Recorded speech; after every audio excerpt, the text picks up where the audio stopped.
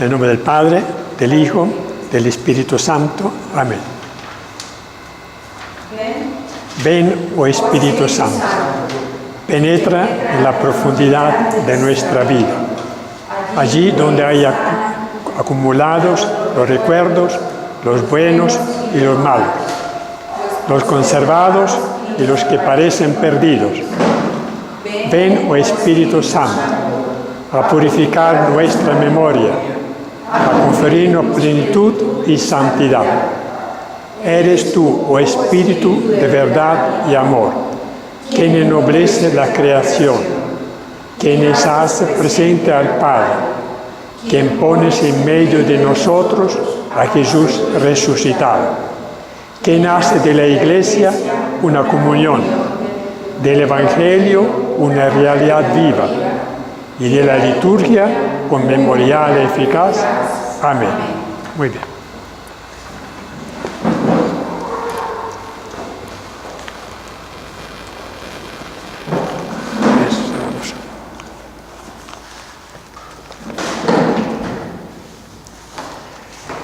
Hoy vamos a entrar ya muy de lleno en la vida de Jesús, porque siempre el tema de este primer semestre va a ser Jesús como centro, como eje de todo el mensaje. Hablamos del comienzo de la vida apostólica de Jesús en Galilea, en la página 50, 51, 52, 53, 54, tenemos hasta la 56, 5 páginas sobre los primeros eventos que narra los evangelistas. Y viene en forma de preguntas, que nos va a facilitar. Hay preguntas y sigue luego la respuesta, de modo que la pregunta tiene el objetivo de que nosotros mismos podamos participar y contestar desde nuestra perspectiva, de nuestro conocimiento, pero a la vez sigue la respuesta que nos facilita mucho más, nos facilita la comprensión del tema. Página 50. Comienzo de la vida apostólica de Jesús en Galilea. Entonces, la primera pregunta es: ¿cuál es la buena nueva de Dios que proclama Jesús a la gente de Galilea? En el concepto dice, ¿cuál es finalmente la buena nueva que trae Jesús? En pocas palabras.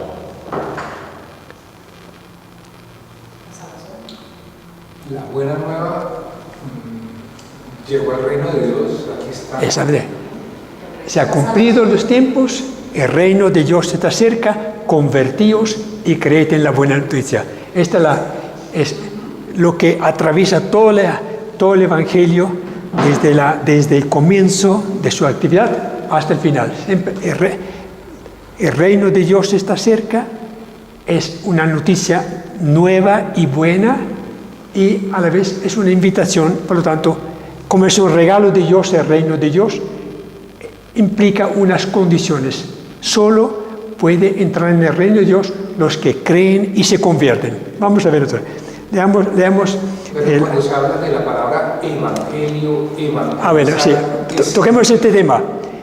El evangelista Marco, que fue el primero en escribir su evangelio, se cree que él también echó en mano a unas tradiciones anteriores. Por ejemplo, se piensa que el evangelista Marcos utilizó una colección de dichos y de hechos de Jesús. Había una colección que habían elaborado de repente los propios apóstoles, ¿no? Entonces, sobre esto él empieza su evangelio con estas palabras. Comienzo de la buena noticia de Jesús.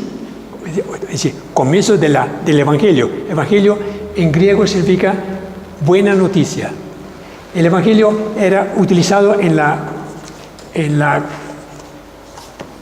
vida de los romanos cuando los mensajeros de los emperadores llegaban a una provincia del Oriente o de África, traían el Evangelio, ¿sí? La noticia de la victoria del emperador o de los decretos, etc. Por lo tanto, es una palabra que Marcos y los evangelistas retoman de la cultura romana. Dice, comienzo de la buena noticia de Jesús, Mesías, Hijo de Dios. Entonces, el evangelista Marcos arranca de una vez diciendo que pues, no se refiere al libro, sino se refiere a la buena noticia de que el reino de Dios está cerca. Pero de una vez dice, de Jesús, Mesías, el Cristo, Hijo de Dios. Y termina el Evangelio diciendo que el oficial que ejecutó la crucifixión de Jesús, después de su muerte, reconoció, verdaderamente era el Hijo de Dios. Todos los demás apóstoles abandonaron a Jesús, algunos los negaron, otros lo traicionaron. El único... Fue el primero en reconocer. Exactamente. El único que reconoció... No, Pedro también. Cuando le preguntaron, ¿quién creen ustedes que son el Hijo de Dios? ¿Que soy yo? Y contesta, tú eres el Hijo de Dios. Pero dice, esto no sale de tu costal, sino que fue el Padre que te lo reveló. Pero es interesante que un oficial romano pagano fuera finalmente el que reconoció al pie de la cruz de un condenado a muerte por Pilato, reconoció, era verdaderamente el Hijo de Dios. Sí, empieza el Evangelio diciendo, la buena noticia de Jesús, Mesías, Hijo de Dios. Y corresponde a un oficial romano reconocer, impulsado, imagínate, por el Espíritu Santo, que realmente la muerte de este hombre era algo que superaba cualquier imaginación, ¿no? Por la forma como murió Jesús. Muy bien. Entonces, el tiempo se ha cumplido. Leamos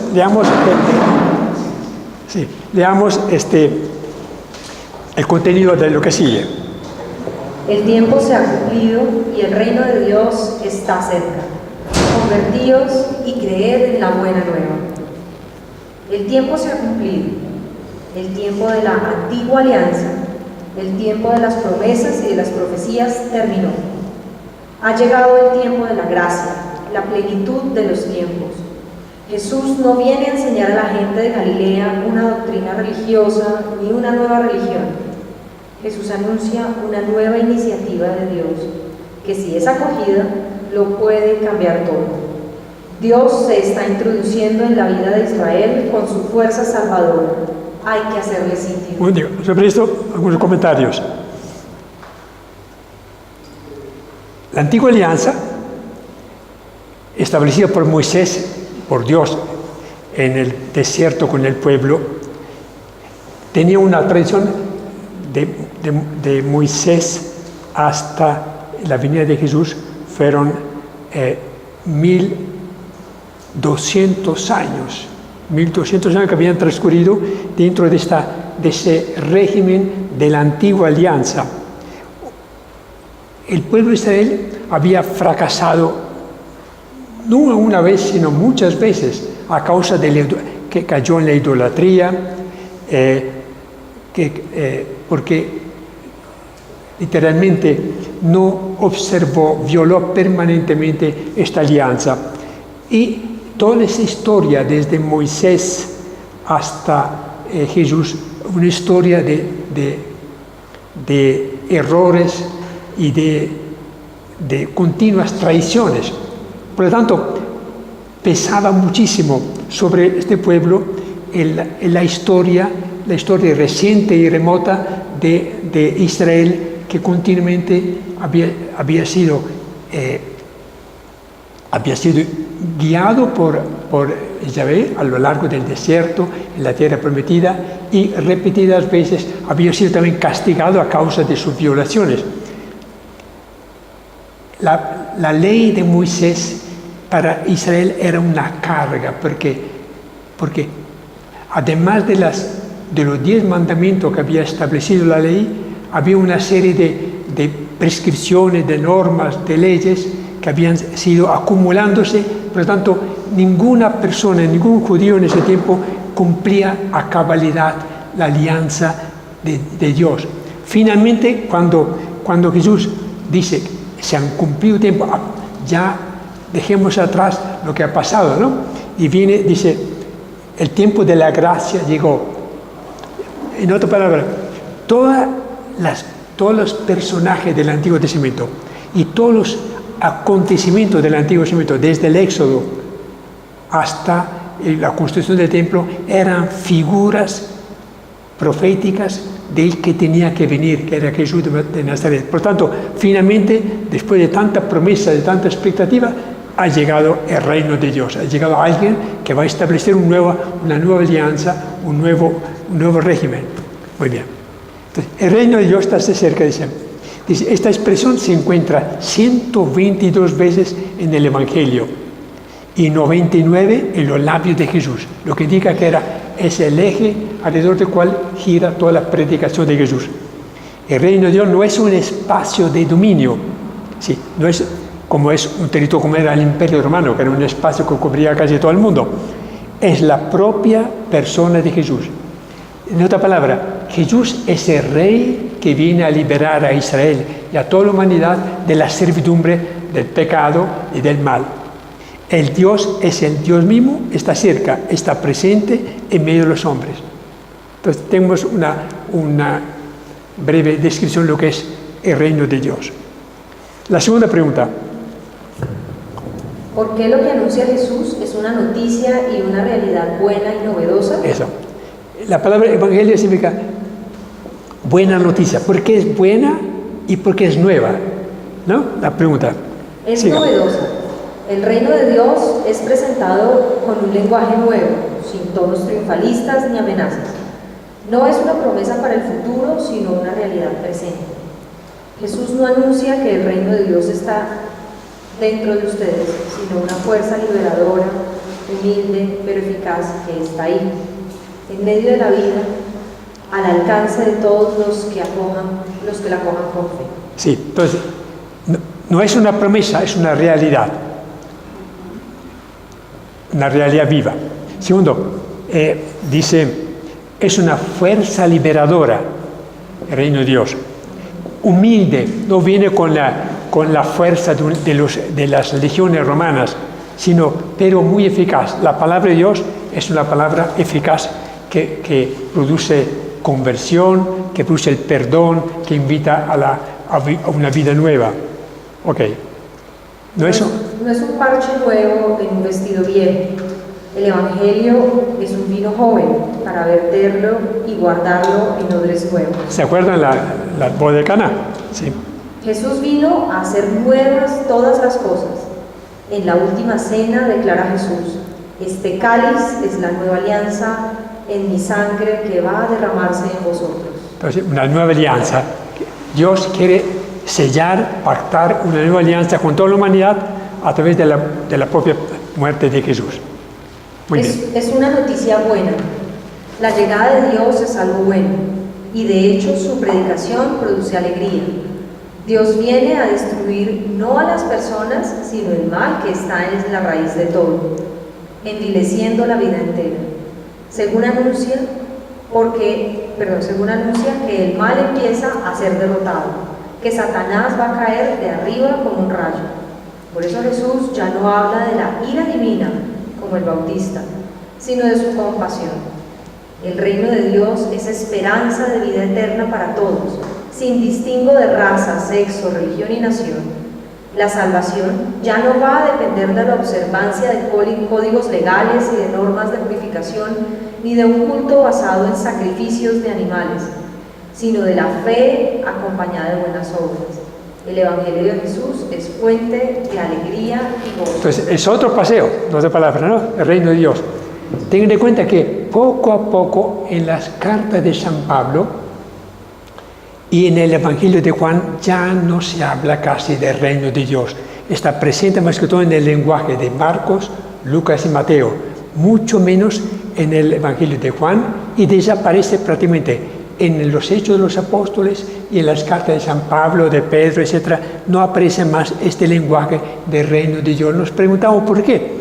Obviamente, la llegada de Jesús en Galilea y su predicación tenía que revestirse de una fuerza y de un lenguaje muy propio de ellos. ¿no? Sí, desaparecía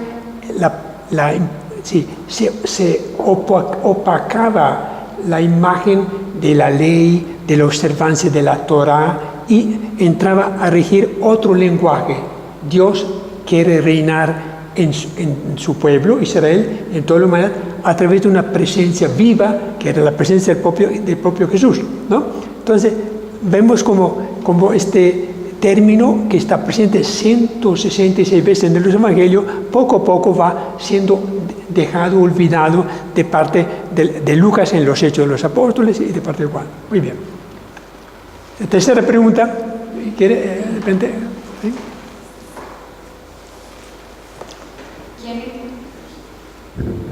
¿Qué exige Jesús a los que aceptan que Dios reine en su vida? Muy bien, la pregunta está abierta. ¿Qué exige Jesús, siendo que el reino de Dios es un don de Dios que ofrece gratuitamente, pero lo da bajo ciertas condiciones para poder penetrar o recibir el reino de Dios, el dominio de Dios, la presencia de Dios, el perdón de Dios en la vida?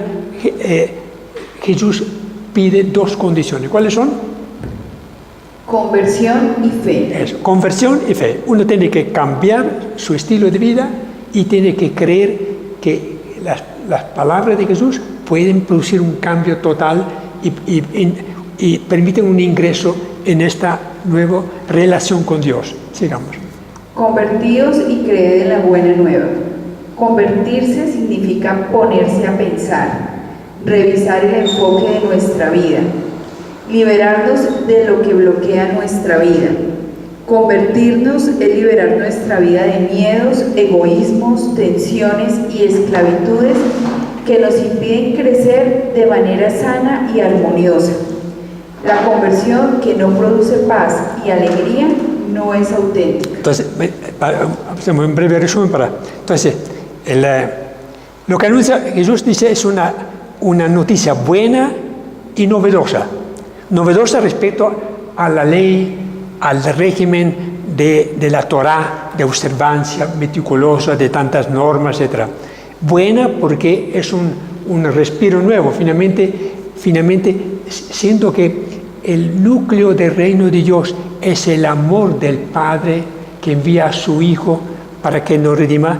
Es una noticia excelente, siendo que antes eran esclavos de la ley y la ley causaba el pecado, porque la transgresión ocasionaba el pecado. Finalmente, el nuevo mandamiento de Jesús es el amor. Dios no nos salva en virtud de la observancia de mandamientos, de leyes, sino quiere que la respuesta a su ofrecimiento de reino sea la caridad, el amor a Dios, el amor al prójimo. Dice, entonces, es un lenguaje. Dice, es una noticia buena porque finalmente alivia esa carga pesada que tenía el pueblo de Israel de tener que observar la ley. Y es buena porque realmente es un regalo de Dios, el reino de Dios, el regalo de su Hijo que viene a traer paz, alegría y salvación. Muy bien.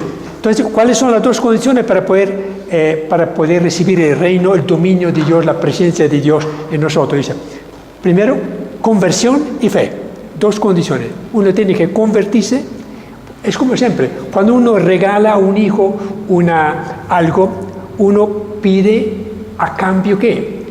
Gratitud, pide que uno reconozca obediencia, docilidad, amor, etc. Y la fe. Sí. La fe es confiar plenamente que el Evangelio, que la buena nueva va a obrar salvación. Ok, sigamos entonces.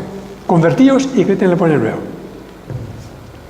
La página 51 en la mitad, sí. ¿Cómo vivir esa experiencia de conversión?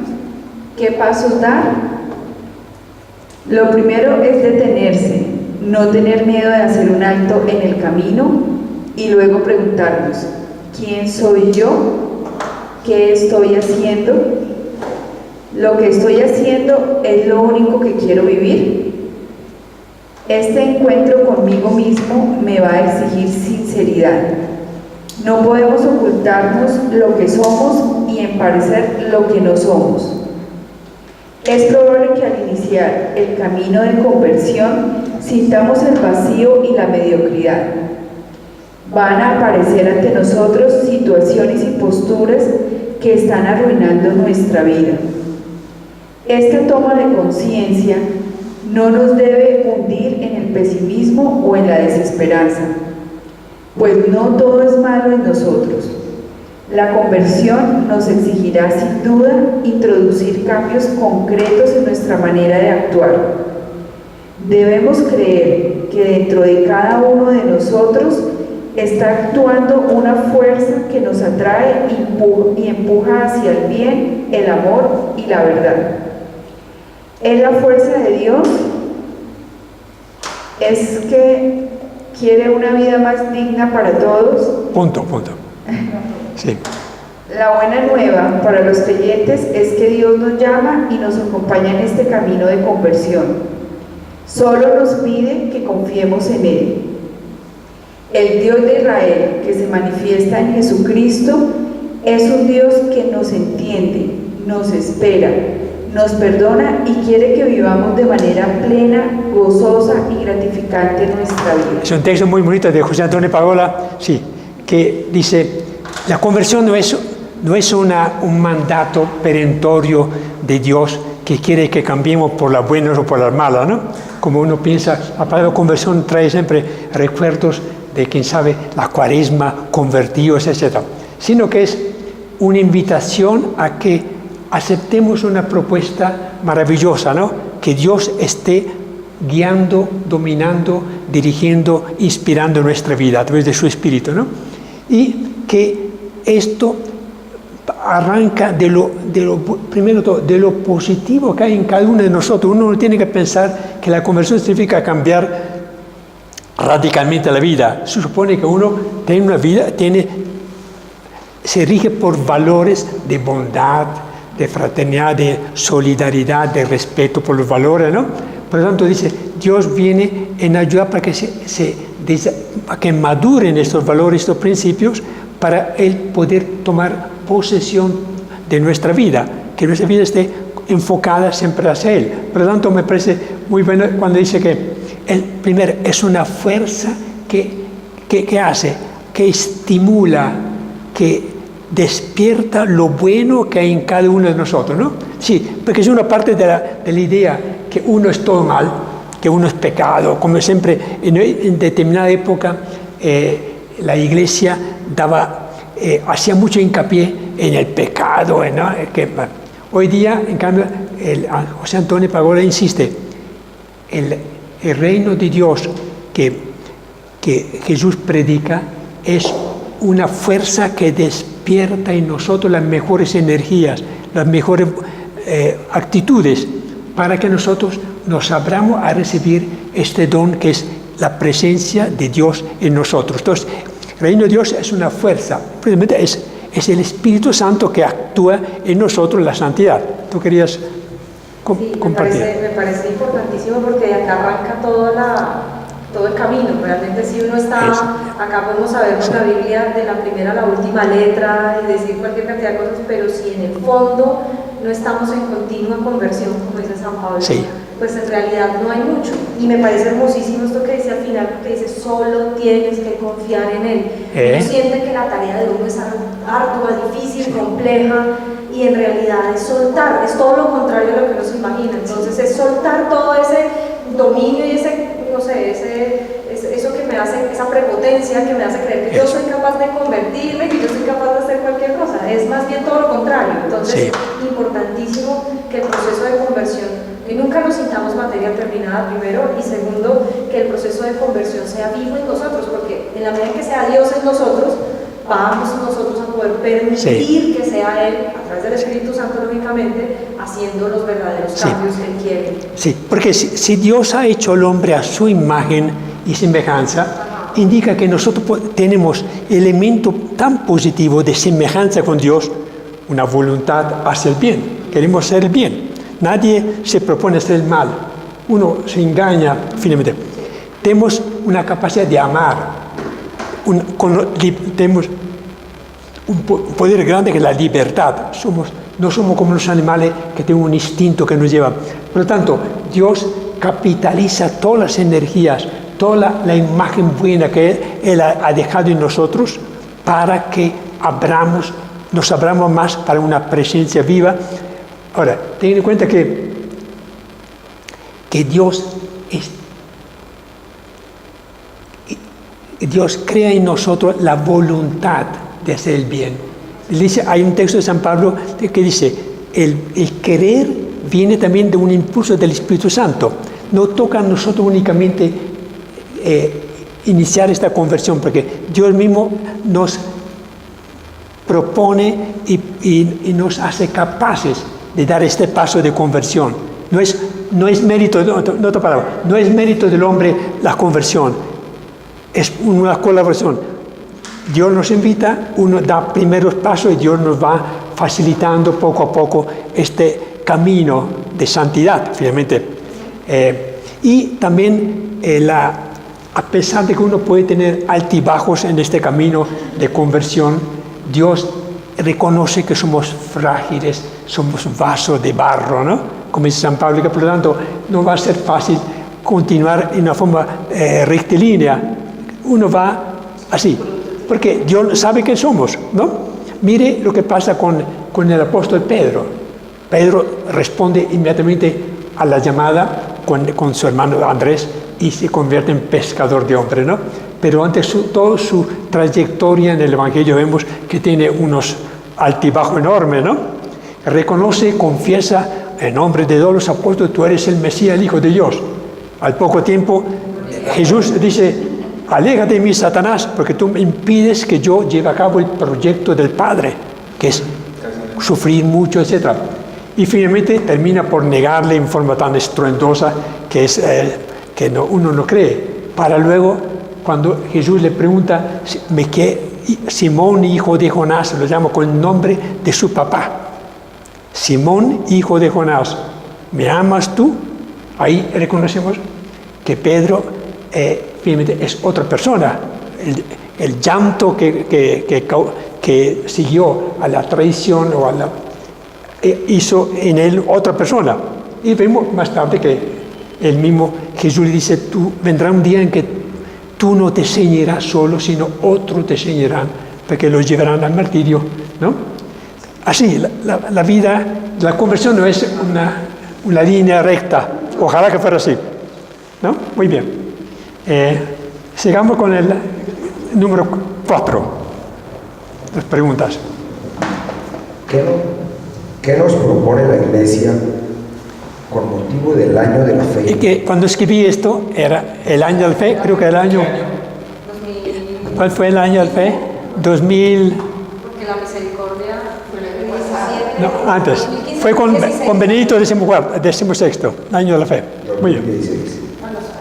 Teniendo en cuenta la pérdida de la identidad cristiana y la falta de autenticidad en nuestra vida cotidiana. Respuesta. Identidad. La Iglesia propone a los cristianos recuperar su propia identidad como discípulos de Cristo. Nos propone no ser cristianos anónimos del montón, sino reconocibles, identificables por nuestra forma de pensar, de orar, de comportarnos, de participar en la vida de familia y de la sociedad. Jesús dijo, en esto reconocerán que sois mis discípulos, si os amáis unos a otros. Finalmente, el amor es lo que nos debe identificar como discípulos de Jesús. Una palabra que dice que la Iglesia retoma la invitación de Jesús a ser discípulo, ser convertirse y creer en el Evangelio, ser discípulo. Uno no puede creer en alguien si no lo sigue. Yo reconozco que hay un maestro, un líder. Si reconozco el liderazgo de una persona, voy a seguirlo. Si yo reconozco que Jesús es el maestro, el salvador, ¿no? Obviamente esto implica que yo puedo ser su discípulo. Entonces, identidad, identificarse con Jesús. Segundo. Autenticidad. La Iglesia nos pide que seamos coherentes, sinceros, integralmente cristianos. Ok, obviamente la coherencia es básica. Pasemos a la segunda. Grupo 2, yo trabajaba con grupos allá en él. Dice, comparen los siguientes textos. Lo vamos a ver a continuación. Pero lo vamos a ver también en el Evangelio, en la Sagrada Escritura, que son Marcos, capítulo 1, 14, Mateo, etc., ¿no? Miremos el primero, Marcos 1:14. Leamos en la Biblia Marcos 1:14.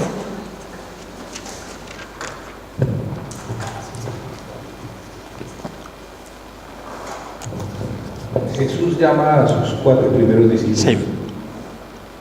Después de que tomaron preso a Juan, Jesús fue a Galilea y empezó a proclamar la buena nueva de Dios. Hasta ahí. Entonces, Marco dice que tan pronto Herodes Antipas detuvo, echó manos a Juan el Bautista, Jesús se alejó del Jordán y fue a Galilea, del sur de Palestina, fue caminando hasta Galilea, hasta Cafarnaúm, donde va a colocar su, ¿no? ¿Qué dice en cambio Mateo 4, 12, 17?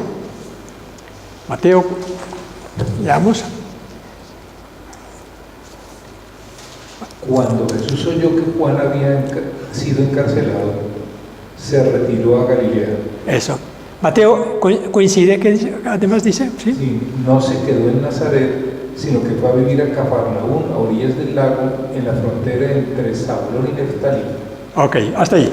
Entonces, Mateo dice, Jesús decide viajar a Galilea tan pronto tiene noticia de que Juan ha sido apresado. Hay coincidencia entre los dos, entre Marco y Mateo. Lucas 4, 14, 15.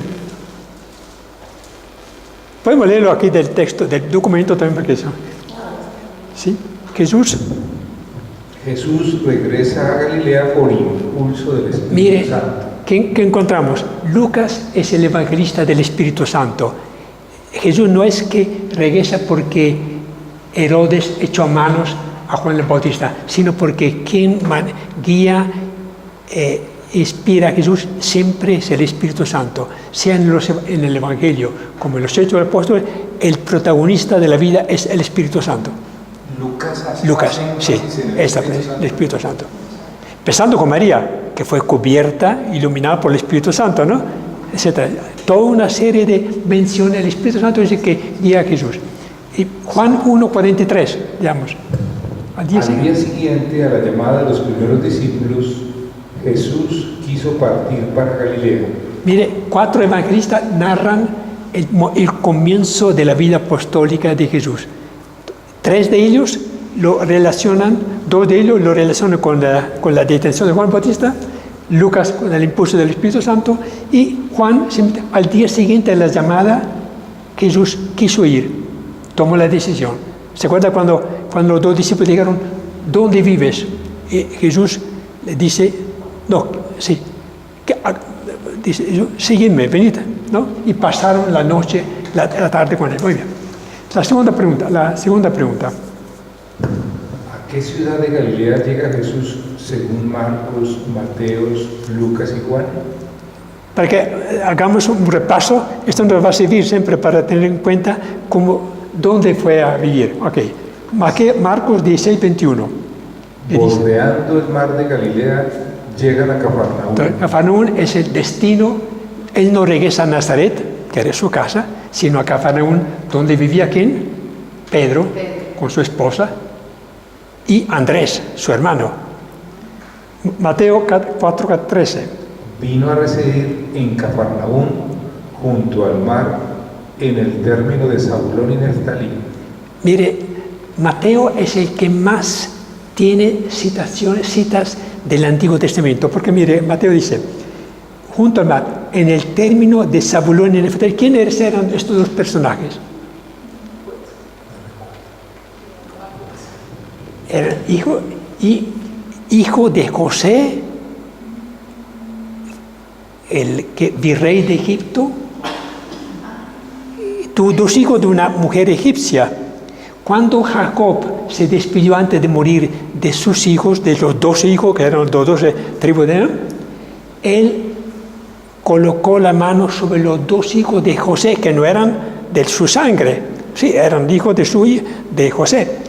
Pero finalmente esto, mire, Zabulón y Neftalí dan el nombre a una región en el norte que era Galilea.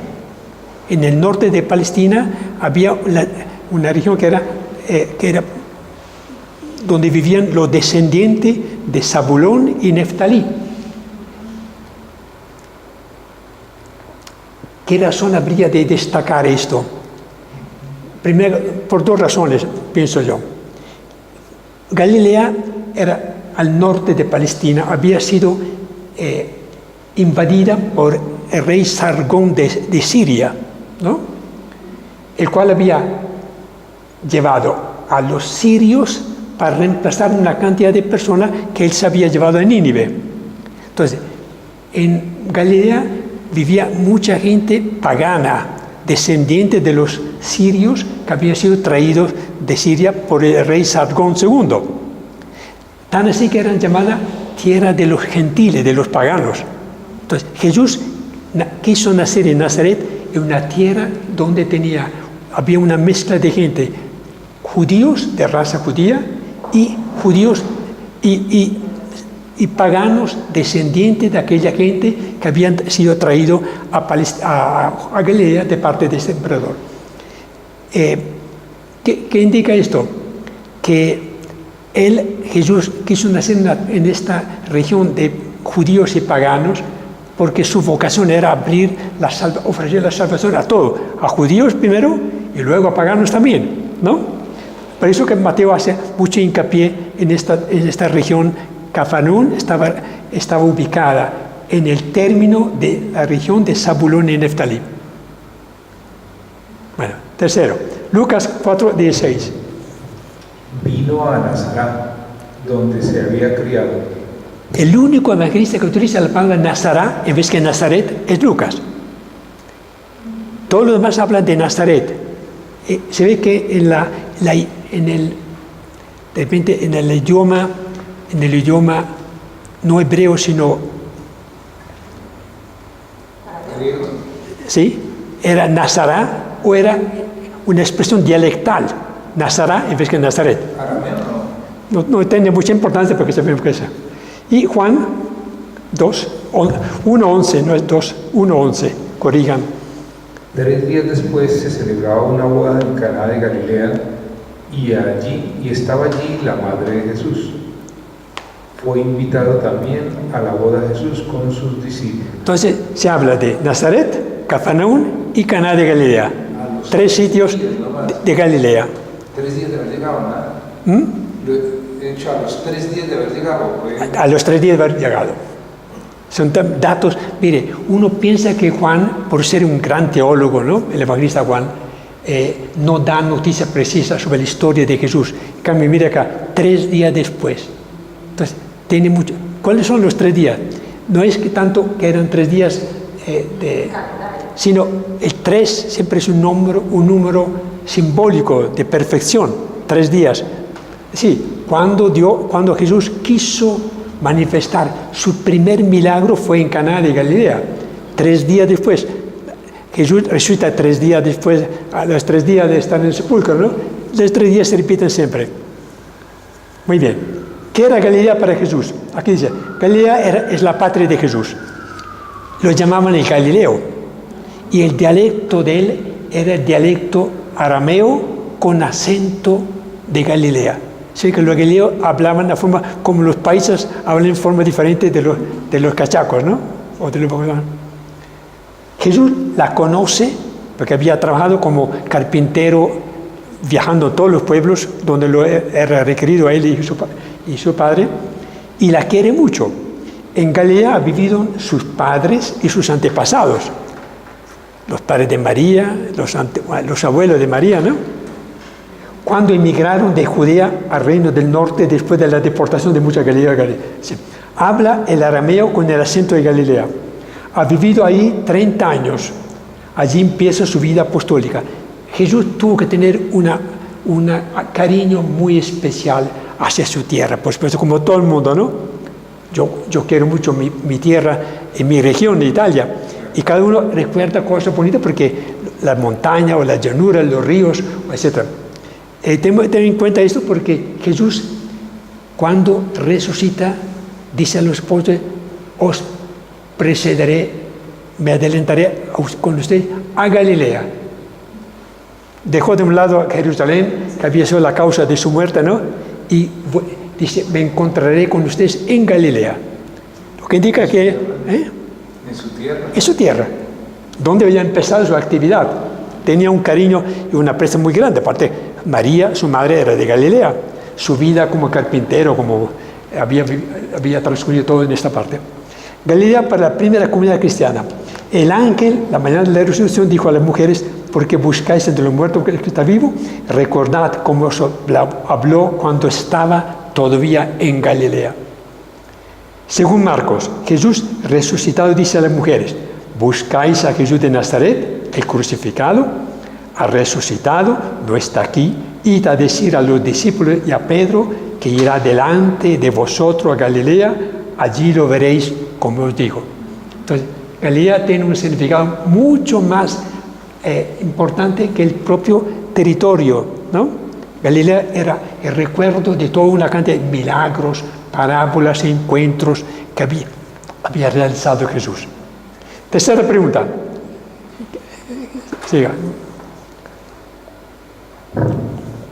¿A qué se refiere el evangelista Mateo cuando cita al profeta Isaías en relación con la llegada de Jesús a Galilea?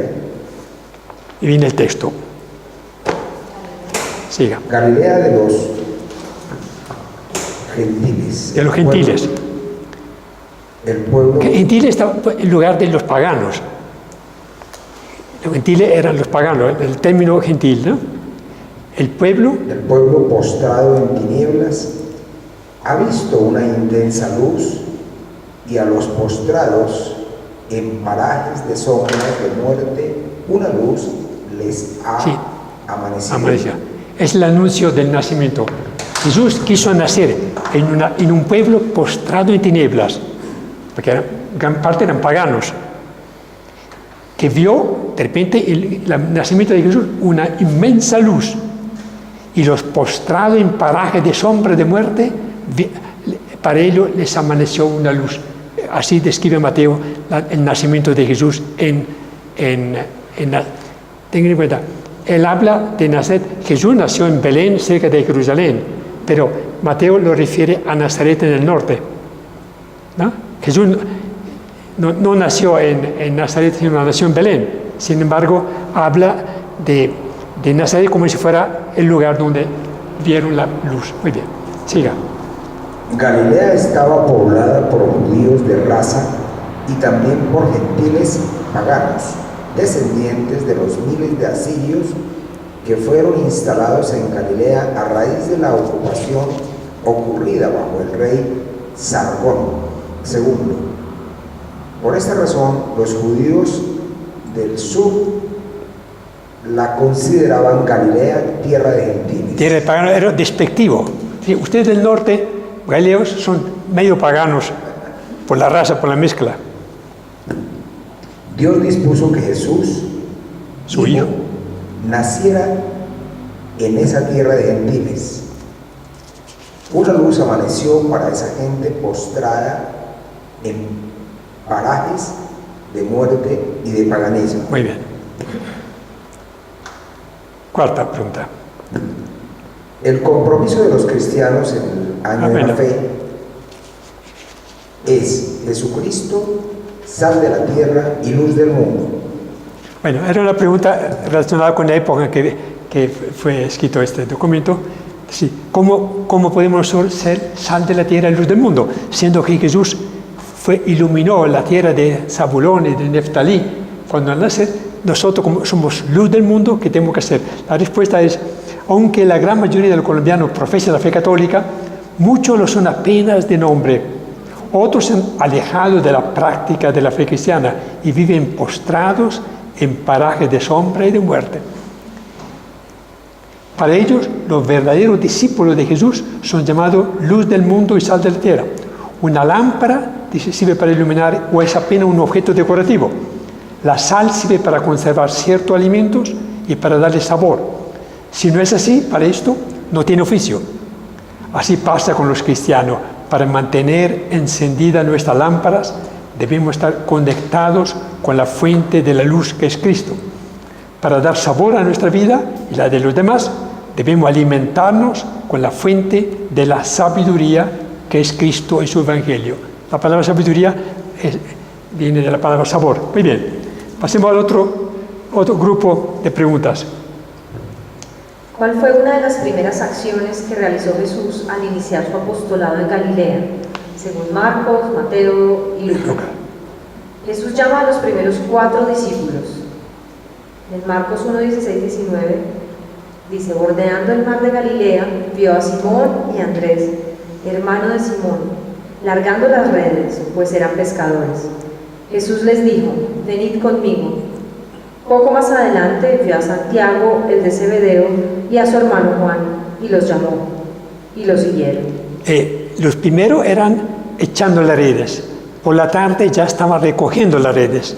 En ambos momentos llama a Pedro y a Andrés y a Juan y a Santiago, ¿no?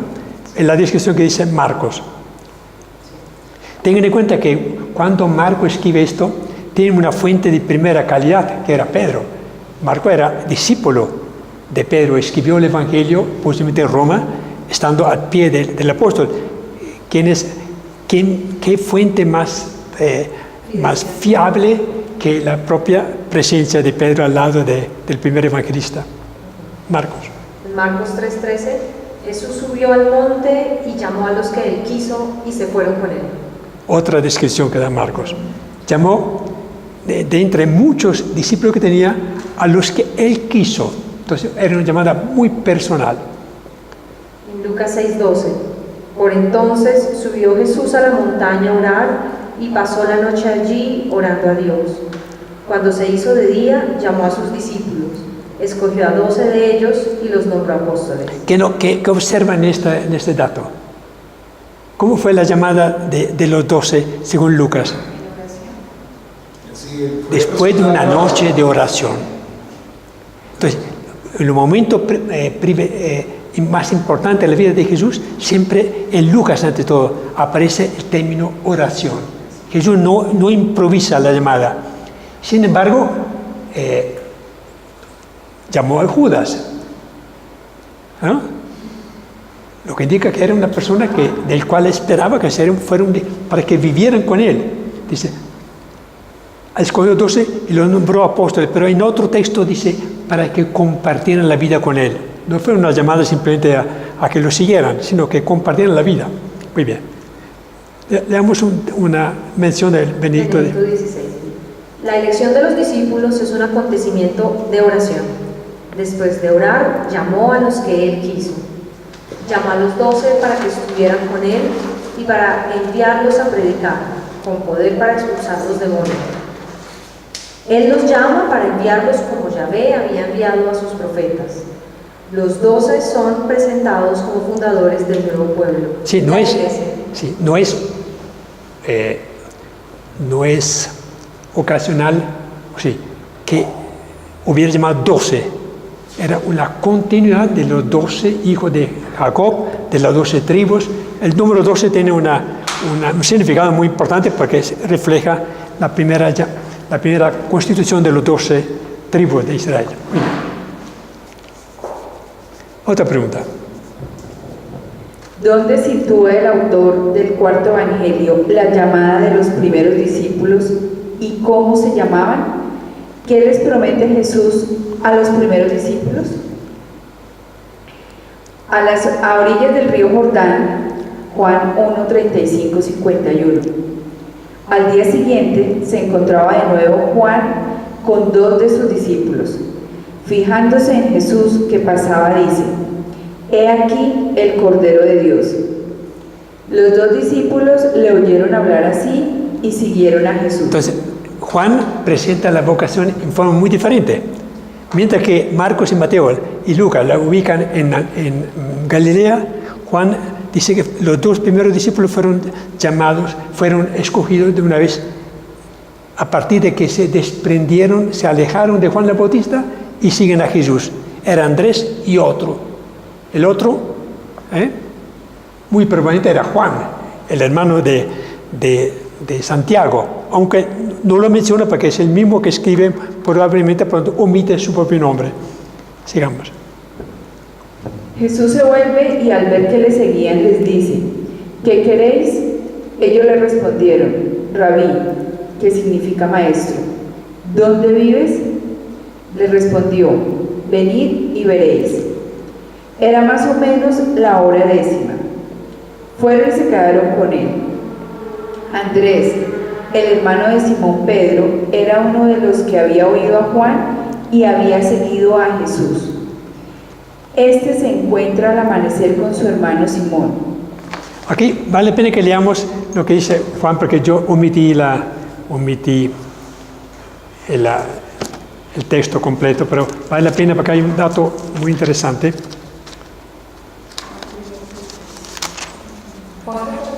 Juan 1, 35, 58. Sí. Dice, al día siguiente Jesús resolvió partir para Galilea. Bueno, bien. Dice, encontró a Felipe, al día siguiente Jesús resolvió partir para Galilea, dice, encontró a Felipe y le dijo, sígueme. Entonces, Jesús mismo encuentra a Felipe y le dice, sígueme. Felipe era de Betsaida, la ciudad de Andrés y de Pedro, eran paisanos. Felipe encontró a Natanael y le dijo, hemos hallado a aquel de quien se habla en la ley de Moisés y de los profetas, el Mesías. Es Jesús, el hijo de José de Nazaret. Natanael le preguntó, ¿acaso puede salir algo bueno de Nazaret? Ven y verás, le dijo Felipe. Al ver llegar a Natanael, Jesús le dijo, esto es verdad, que quiero subrayar esto, que la llamada, la vocación de los discípulos siempre ocurre a través de un contacto personal de Jesús con uno de los apóstoles, ¿no? Los 2 primeros siguieron a Jesús. Felipe es llamado personalmente por Jesús. Natanael también, Pedro es llamado a través, dice acá, me salté la primera parte. Dice, al primero que encontró fue su propio hermano Andrés, encuentra primero que todo a su hermano Simón. Y le dijo, hemos encontrado el Mesías, que traducido significa Cristo. Entonces lo llevó donde estaba Jesús. Sí, Andrés lleva a Pedro, su hermano, donde Jesús. Es Jesús que lo llama, no es Andrés. Lo que indica que toda vocación, toda llamada, aunque sea a través de diferentes situaciones o personas, siempre se realiza a través de un encuentro personal de Jesús con él, ¿no? Sea Natanael, como Felipe, como Andrés, como Pedro y como Pablo, por supuesto, es un encuentro personal. Hay que destacar esto, que Juan subraya mucho el encuentro. Muy bien. Sigamos. ¿Qué prometió Jesús a sus discípulos?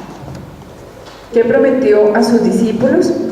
Yo os aseguro, veréis el cielo abierto y a los ángeles de Dios subir y bajar sobre el Hijo del Hombre. Pequeña promesa, ¿no? Pequeña recompensa, imagínense. Les promete lo que nadie hubiera imaginado, ver el cielo abierto, como lo vio Jesús en el Jordán, y los ángeles de Dios subir y bajar sobre el Hijo del Hombre. Fue Esteban el primero, ¿no? ¿Eh? Esteban fue el primero. Sí, Esteban fue el primero. Esta promesa evoca el sueño del patriarca Jacob. Soñó con una escalera apoyada en tierra y cuya cima tocaba los cielos, y he aquí que los ángeles de Dios subían y bajaban por ella. Y vio que Yahvé estaba sobre ella y que le dijo, yo soy Yahvé, el Hijo de tu padre Abraham y el Dios de Isaac. La tierra en que estáis acostado te la doy a ti y a tu descendencia. Y a tu descendencia, ¿no? Mira, yo estoy contigo, te guardaré por donde quiera que vayas, No te abandonaré hasta haber cumplido lo que te he dicho.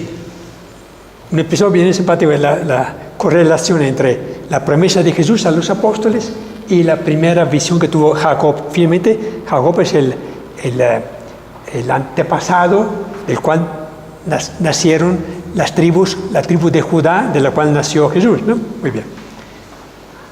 Jesús dice, promete lo mismo a sus discípulos, protección y gracia de ver los ángeles de Dios en la gloria.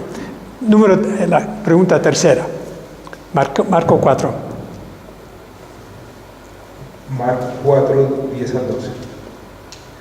¿Qué lenguaje utilizaba preferentemente Jesús para anunciar la buena nueva? ¿Por qué actuaba así con la gente y a sus discípulos les explicaba todo en privado? Bueno, fíjense que son preguntas que nos ayudan es como rompecabezas, ¿no? Sabemos por qué Jesús dejó el Jordán, dónde llegó, ¿no? Son informaciones que si nosotros las juntamos todas nos dan una imagen o una secuencia de hechos.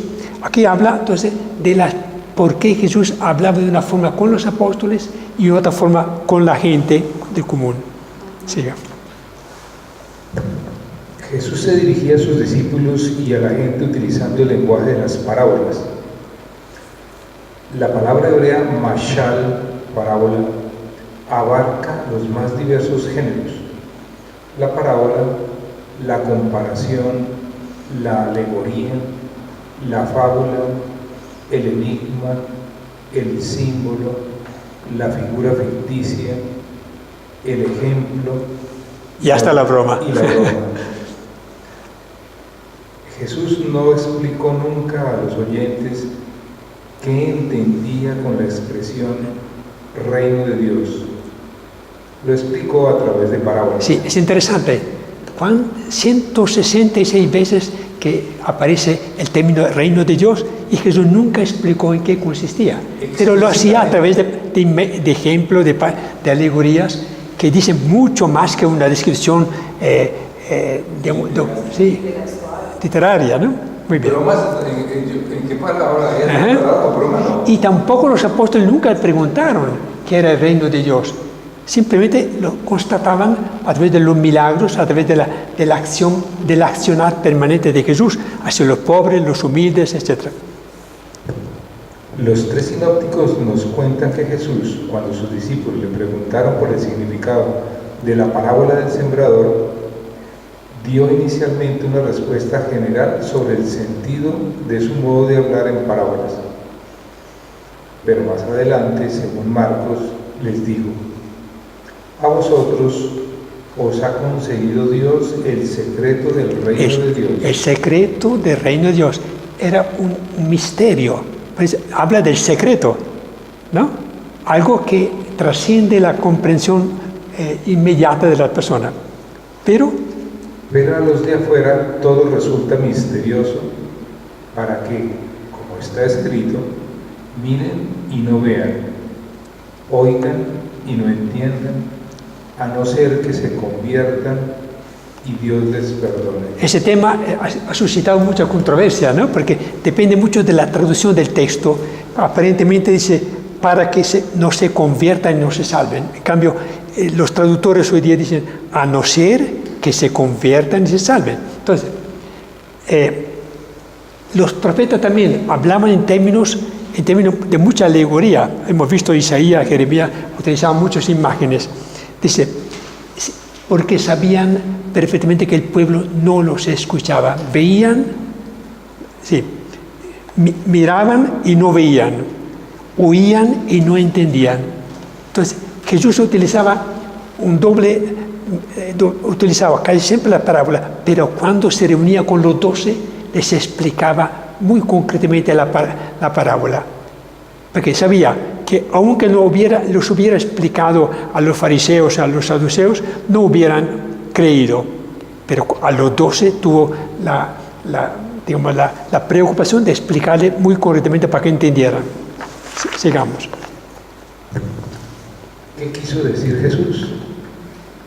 Jesús se sitúa en la línea de los profetas. Su destino es el de los profetas. Su mensaje como el de los profetas, caerá en el vacío. Los judíos lo veían realizar milagros, escuchan su predicación, pero su corazón se endureció y no lo reconocieron como Mesías y Salvador. Los suyos no lo recibieron. Por eso Jesús, al igual que los profetas y Juan el Bautismo, tendrán que soportar el suplicio de la cruz.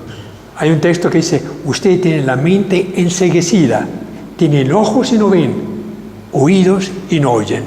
Entonces, no le gastaba muchas palabras, muchas explicaciones.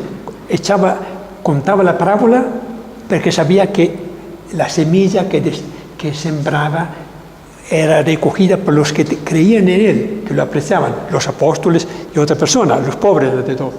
Pero no le gastaba mucha ¿cómo se dice? Mucha cháchara para explicarle a los fariseos, a los escribas, porque sabía que ellos no tenían ganas de creerle. Y siento que esto traducido en nuestros tiempos, somos todos nosotros que queremos entender y vivir desde la cabeza, desde la mente, desde las ideas, desde los conceptos, y no nos hemos dejado tocar por el Espíritu, porque esto se vive en otro nivel mucho más profundo. Por eso decía mismo Jesús, gracias Padre, porque esto fue vetado para los sabios y entendidos. Exacto. Porque no se puede entender con la cabeza. Entonces la idea es bajar esto al corazón, pero tampoco lo hacemos nosotros con la razón. O sea, es romper todos los esquemas que tenemos y dejarnos que estas palabras toquen el corazón para que nos lleven, porque si no, ahí esto vuelve y se repite en cada uno de nosotros, terminamos siendo los que no entendemos nada. Porque ¿por qué algunos creen? La gran pregunta, ¿por qué algunas personas honestas, bien pensantes, creen en el Evangelio y otros igualmente buenos no creen? Porque hay un misterio, ¿no? Algunas personas, algunos teólogos dicen que hace falta una especie de complicidad con la palabra. Si yo soy una persona atravesada, que no acepto fácilmente, yo me cierro ante cualquier verdad, ante cualquier bondad. Sí, la fe no es que nace de la nada. Hace falta una disposición interior de apertura. Si yo estoy abierto y no tengo prejuicios, no tengo barreras, la obstinación hacia... Hay personas negativas, pesimistas, hay personas que rechazan siempre cualquier cosa que le digan, ¿no? Entonces, en un entorno de humildad, porque si no... Eso, están predispuestos a creer. Para ellos es mucho más difícil creer aún en el Evangelio. Y hay personas sencillas, humildes, ¿no? Que están mucho más abiertas. Es decir, se habla de una cierta complicidad, porque Dios siembra en terrenos abiertos. La semilla cae en terreno pedregoso, ¿no? Entonces, por supuesto, esta semilla va poco a poco asándose y se pierde, ¿no? Entonces, para poder creer hace falta tener un campo, una huerta bien abierta para recibir la semilla de la fe. ¿Sí?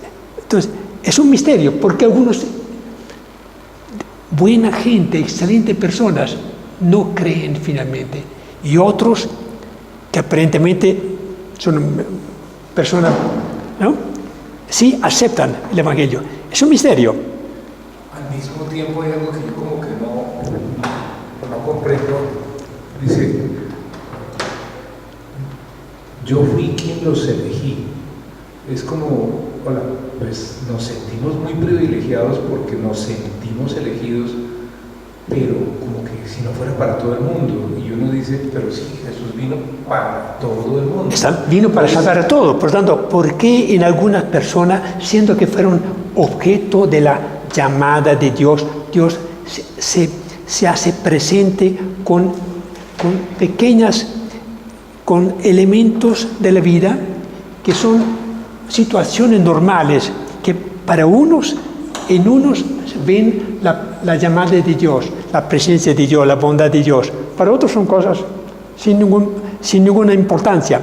Entonces, la fe de todas maneras es un don de Dios. Dios ofrece su salvación a todos. Porque la respuesta de la fe depende un poco de uno y un poco de Dios. No es todo. Si yo fuera el autor de mi fe, propietario de mi fe, ya no sería un don de Dios. Yo recibo la fe, esta llamada, esta de parte de Dios, pero tengo que poner parte mía y parte de Dios. Dios siembra en terrenos abonados, preparados, dispuestos a recibirlo. Pero yo creo que Dios es tan misericordioso, Emilio. Dios es tan misericordioso que llama a todo el mundo, pero no escucha a todo el mundo. No hay la disposición de escucharlo, porque muchas veces cuando nomás estamos en una conversación nosotros, uno dice, estoy hablando, pero el otro no me escucha. Lo que decía, ¿no? Ven, pero no. Miran, pero no ven. Tienen la atención en... Oyen, pero no comprenden. Es un misterio también. La fe no es fácil. Hay personas que durante toda la vida se negaron a creer y de repente llega el momento en que aceptan. ¿Y por qué otros, en cambio, mueren sin aceptar absolutamente la llamada a una fe, a una confesión, a una conversión?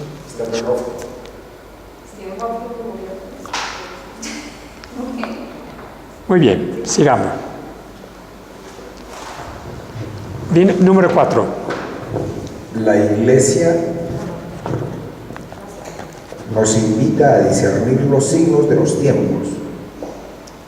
Hay muchos signos esperanzadores en el horizonte de la Iglesia y otros no tan positivos, como el de la escasez de las vocaciones al ministerio y a la vida consagrada. ¿No será una señal para que los laicos, mujeres y hombres, se preparen a asumir roles cada vez más activos en la pastoral y en la liturgia? Indiquen qué pueden hacer ustedes para apoyar la labor pastoral en su comunidad y grupo. Es una inquietud, es una realidad. Si Dios permite que los seminarios se vacíen, que las casas religiosas vayan poco a poco perdiendo, ¿no? Como me acuerdo de la hermana Esther, que se quedaron unas pocas monjitas al frente de una obra maravillosa, ¿no? Y la mayoría ya viejitas. Exactamente. Y ante todo, los pocos curas que todavía están dentro son ancianos o enfermos, o bueno.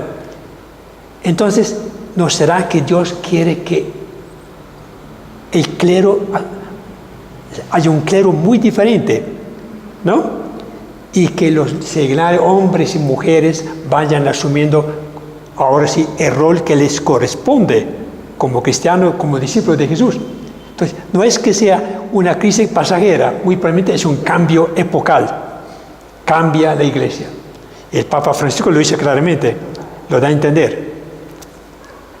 También, una de las razones por la que esto puede estar pasando es porque de alguna manera se pudo haber visto que allá los religiosos tenían que ser santos y allá de ellos, esa era la misión de ellos, y uno afuera podía hacer lo que se le antojara porque no era ningún religioso, entonces no claro, compromiso. Claro. Entonces lo que ahora se está viendo es a todos los laicos, de donde estemos haciendo lo que sea, en la misión que sea, tenemos un llamado a construir la iglesia, porque somos la iglesia. Y tiene que cuestionarse, Claro. ¿por qué no hay, bueno, en Europa, gran parte de las parroquias que antes tenían un cura, como en mi pueblo, Claro. ahora son 10 pueblos, una población muy distante, ¿no? Que tiene que ser atendido por una sola persona. Vendrá un momento que no habrá ninguno, porque ahora se surtían de curas filipinos, africanos e indonesianos. Vendrá un momento que tampoco habrá vocaciones. Entonces, el Papa ya habló de que en Brasil, por ejemplo, que era un vivero de sacerdotes, ¿no? Habrá que pensar en virus probatos, dice en latín, ¿no?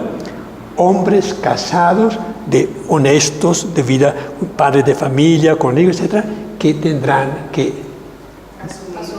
ocupar el puesto de los que ya no pueden. Porque una población que está en medio, en la selva, distante, quién sabe cuántos días de camino de la primera ciudad, nadie va a condenarse allá sin tener una familia, un esposo, unos hijos. En cambio, el que vive allá sí puede perfectamente desempeñar funciones. En ese momento, por ejemplo, en gran parte de las comunidades cristianas, católicas en Brasil son atendidas por mujeres, las cuales reparten comunión, preparan para el matrimonio, bautizan. ¿Qué le falta? Únicamente celebrar la misa y confesar, no más. Pero ya desempeñan las mismas funciones que desempeñaba antes el misionero, que ya no hay. Entonces, dice, discernir los tiempos. Jesús se quejó. Las carmelitas misioneras Sí. son las que hacen los entierros, los bautizos. Exactamente. Bueno, Claro. Ya es un hecho. En la niña, cuando los dos sacerdotes tienen que salir, ellos hacen todo. Sí. Por eso que la insistencia en discernir los tiempos. Jesús se quejó muchas veces. Ustedes saben adivinar cuándo va a llover o cuándo va a ir sol. ¿Por qué no entienden que ya ha llegado el tiempo de la salvación? Ese mismo pedía un discernimiento. Ha llegado el tiempo, el reino de Dios ha llegado. Los judíos no supieron discernir el momento privilegiado que están viviendo, la llegada del Mesías. Perdieron una oportunidad que está durando 2000 años. Están todavía esperando el Mesías. Lo que indica que no tuvieron discernimiento, ¿no? Muy bien, sigamos. Jesús nos invita a discernir los signos de los tiempos. La Iglesia de América Latina lo ha venido haciendo con motivo de la Asamblea de los Obispos en Aparecida. La Arquidiócesis de Bogotá lo ha hecho como preparación para el Año de la Fe. Y ahora para la nueva evangelización, pensemos en lo que ha pasado después, ¿no? También nosotros, siga. Los obispos de la Iglesia Católica lo han hecho en estos días en el Sínodo. También nosotros, miembros del pueblo de Dios, debemos escrutar los signos de los tiempos y tratar de entender qué hay detrás de la escasez de vocaciones al ministerio y a la vida religiosa. Una simple crisis pasajera debido a la progresiva secularización de la sociedad que antes producía muchas vocaciones. ¿O será que Dios quiere significar que la tarea de evangelizar y de liberar al hombre de tantas carencias corresponde no solo al clero, sino a todos los laicos, a hombres y mujeres, según la vocación y los carismas que Dios les da? ¿Qué tiene que ver este discernimiento con el tema nuestro? Que así como los judíos de ese tiempo no supieron discernir y reconocer que en Jesús, al Mesías, al Salvador, esto nos puede pasar a nosotros 2000 años después, cuando porque nos tapamos los ojos, no vemos cuáles son el momento que Dios nos ofrece para poder actuar y evangelizar el mundo, ¿no? Muy bien, grupo cuarto, sigamos. Entonces, signos realizados por Jesús en Galilea según Marcos.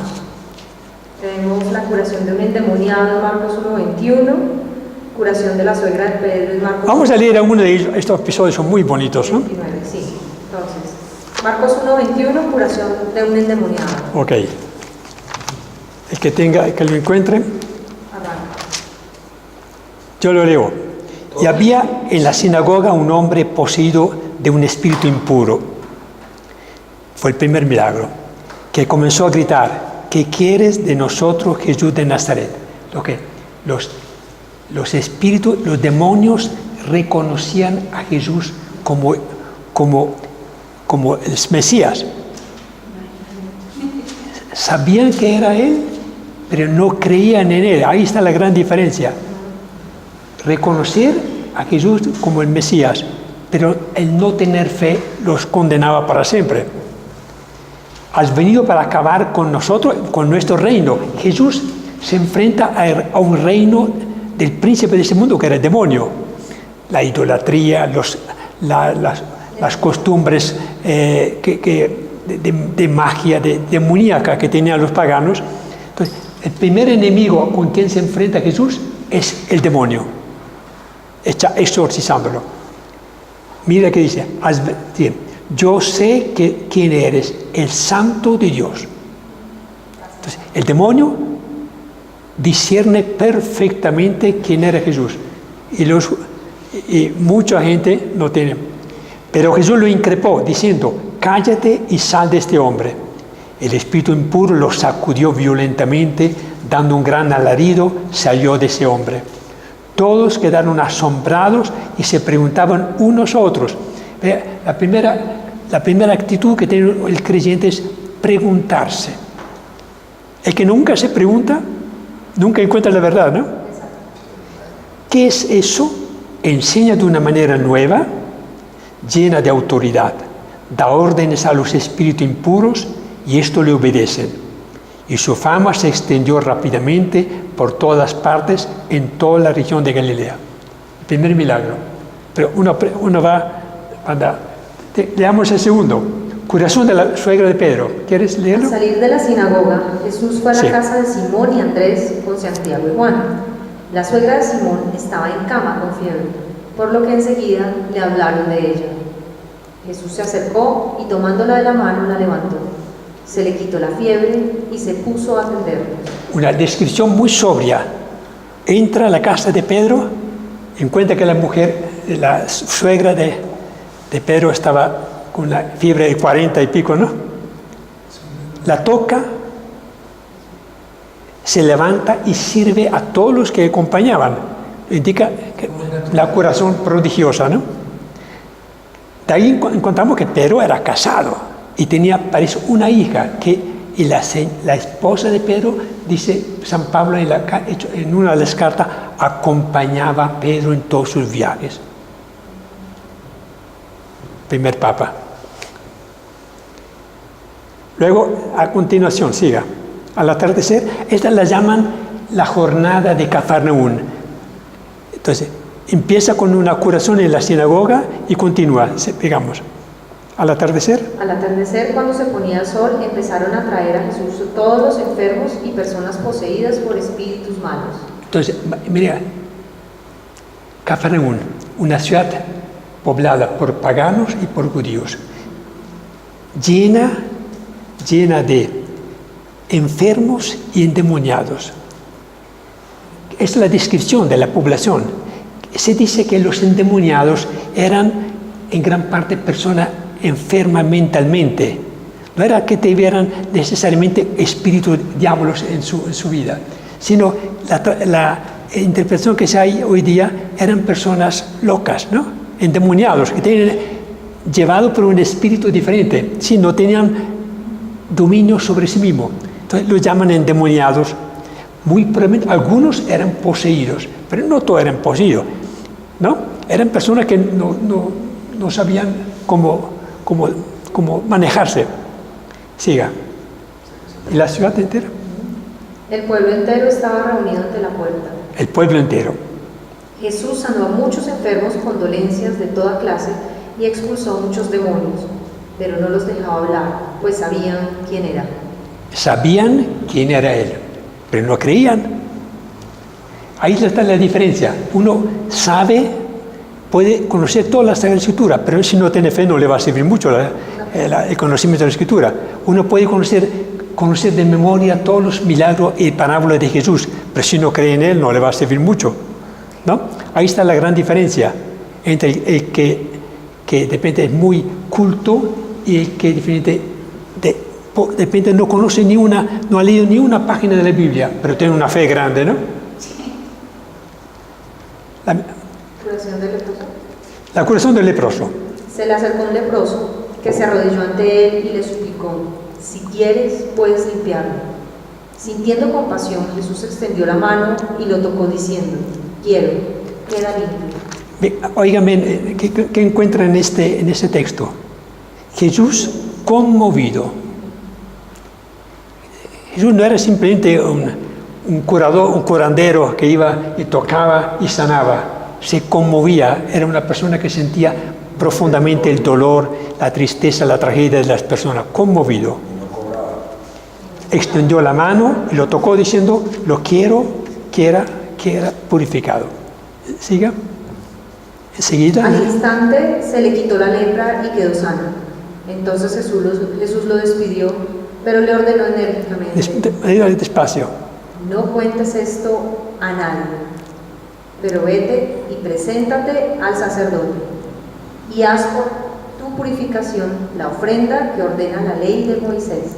Hay dos cosas. Primero, le pide que por favor no diga a nadie que Jesús lo había sanado. ¿Por qué? En Marcos tenemos esta peculiaridad.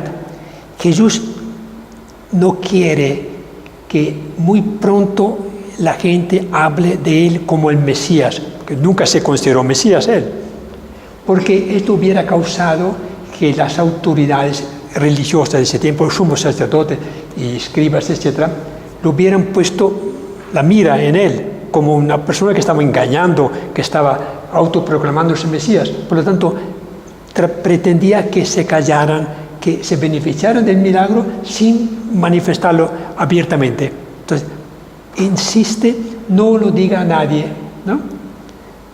Luego, es muy respetuoso de las órdenes.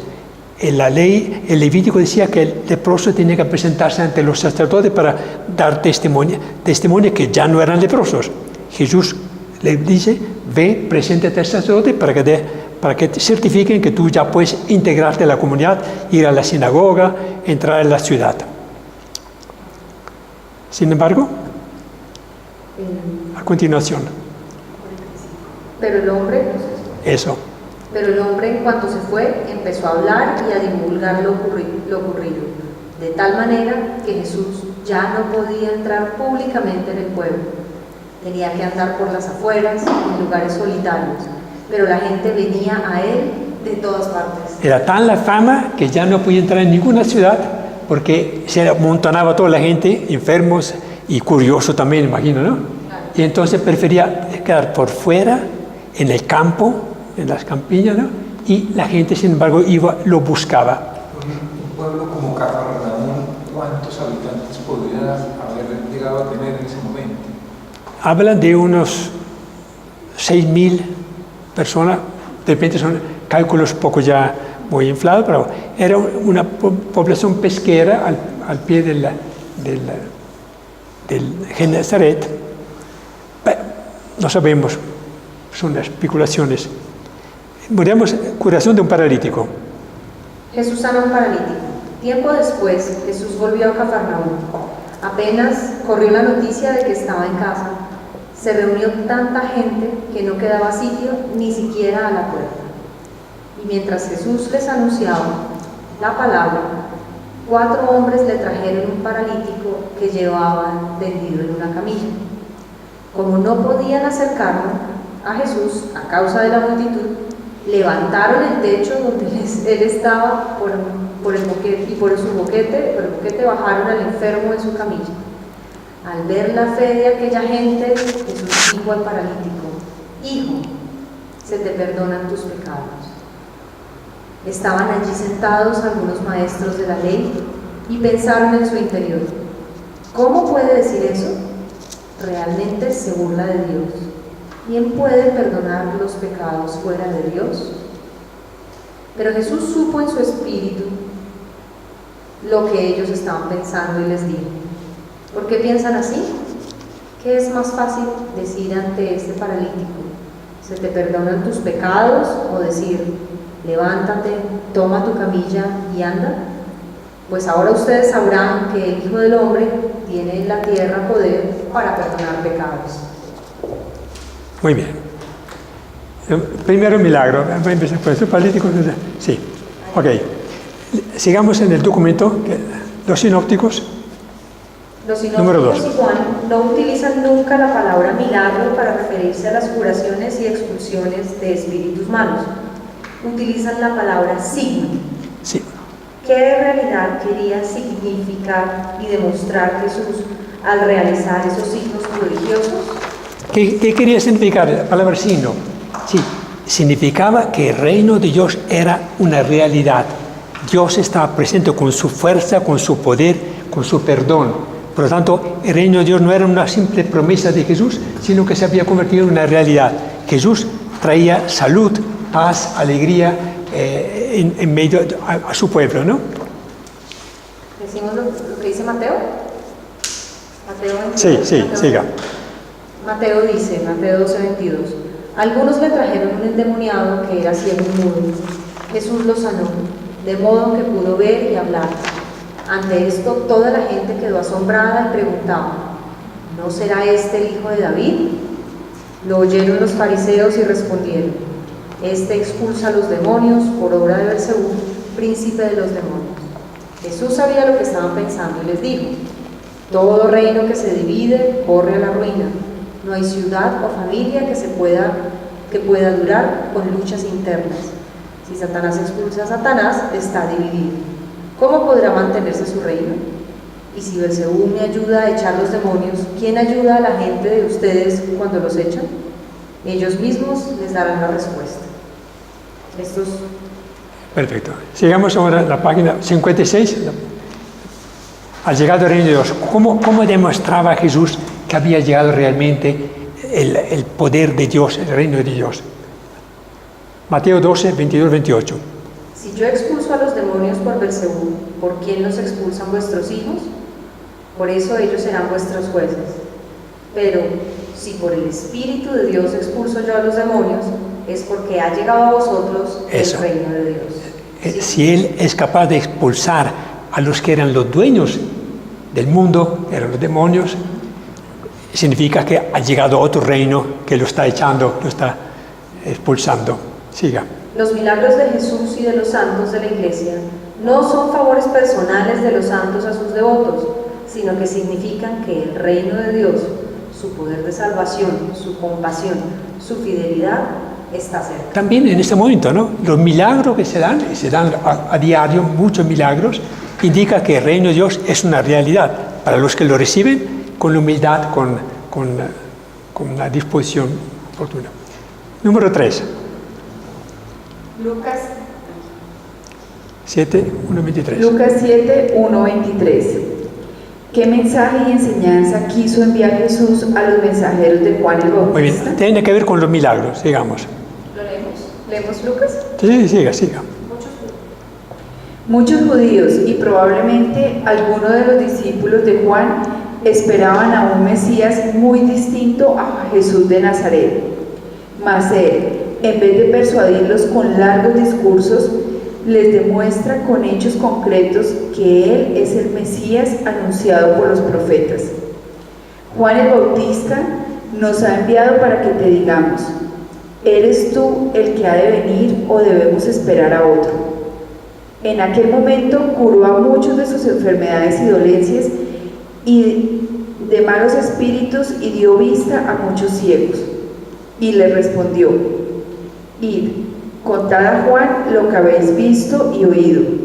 Los ciegos ven, los cojos andan, los leprosos quedan limpios, los sordos oyen, los muertos resucitan. Se anuncia a los pobres la buena nueva, y dichoso aquel que no se escandalice de mí. Jesús sabe que su respuesta puede decepcionar a quienes sueñan con un Mesías poderoso, pero añade, dichoso el que no se sienta defraudado.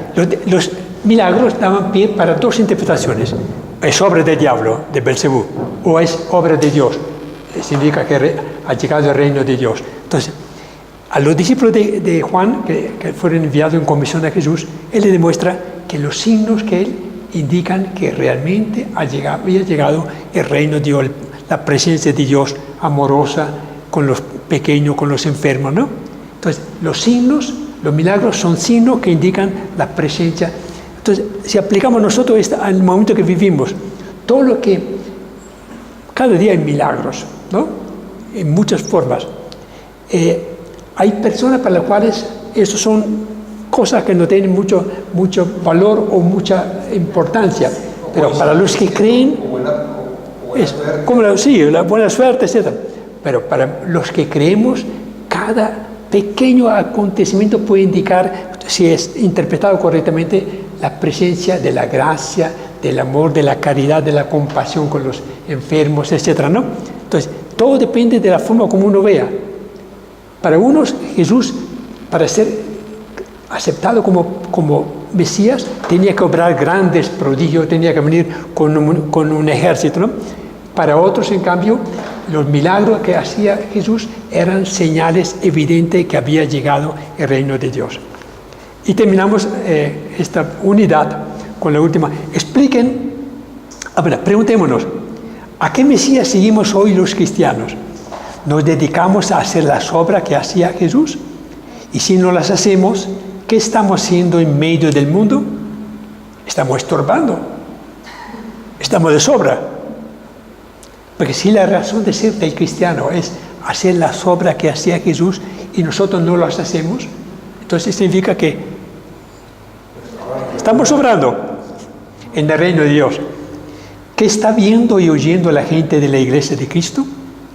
¿Qué ve en nuestras vidas? ¿Qué escucha en nuestras palabras? José Antonio Pagola. Yo saco muchísimo de este gran escritor. Expliquen que sí nos somos llamados a realizar los cristianos en nuestros días, para que el mundo crea que el reino de Dios está cerca.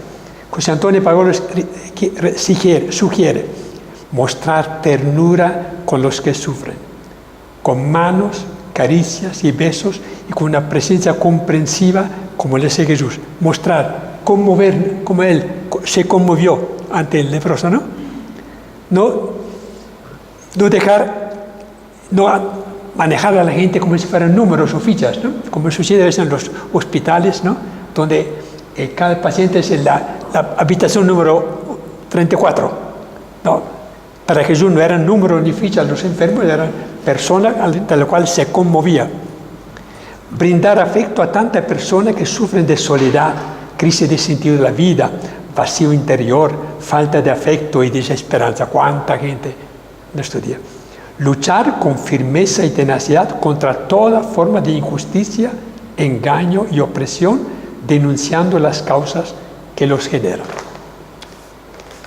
En esta reunión hemos visto un poco una serie de aspectos que nos ayudan a entender cómo fue el inicio de la actividad del ministerio de Jesús en Galilea. Parábolas, encuentros con los enfermos, y también la primera resistencia, ¿no? De la gente que huía y no quería, que veía, pero no quería ver. Bueno, la próxima vez tocamos, antes de llegar a mirar la pasión y muerte, todo lo que es la encrucijada crítica de Jesús. Vino un momento en que la fama de Él, que ocasionaba que las multitudes lo siguieran, poco a poco fue decayendo, y Jesús se retira de Galilea para el norte, sale de Galilea, va hacia Cesarea del Norte, en otro reino, porque quiere preparar a sus discípulos para su desenlace. Es cuando pregunta, ¿quién dice la gente que soy yo? ¿Cuánto tiempo estuvo como en...? Hay diferentes opiniones. Piensa que el ministerio de Jesús duró 2 años, máximo 2 años y medio. Según Juan, de repente alcanzó los 3 años, pero muy probablemente fue mucho menos. Sí que la trayectoria o la actividad de Jesús fue muy corta. En tan poco tiempo se acumularon cantidad de acontecimientos, milagros, ataques duros de parte de la... ¿Cuánto tiempo crees que estuvo a solas con sus discípulos?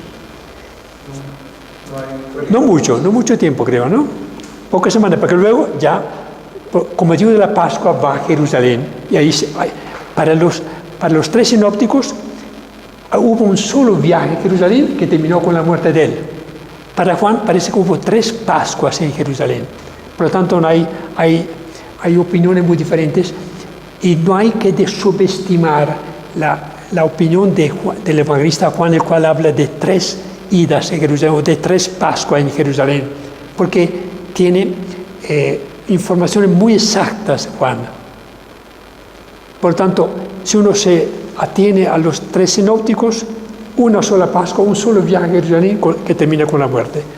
Según Juan, hubo 2 o 3 celebraciones. Sí. Muy bien. ¿Terminamos? Una breve oración. Te damos gracias, Señor, porque nos has dirigido tu palabra a través de tus evangelistas y que nos llamas a también nosotros discernir los tiempos que tú nos dejas, nos preparas para que encontremos e identifiquemos tu reino en la situación, en la vida en que estamos viviendo cada día. Te lo pedimos por Cristo nuestro Señor. Amén. Muy bien.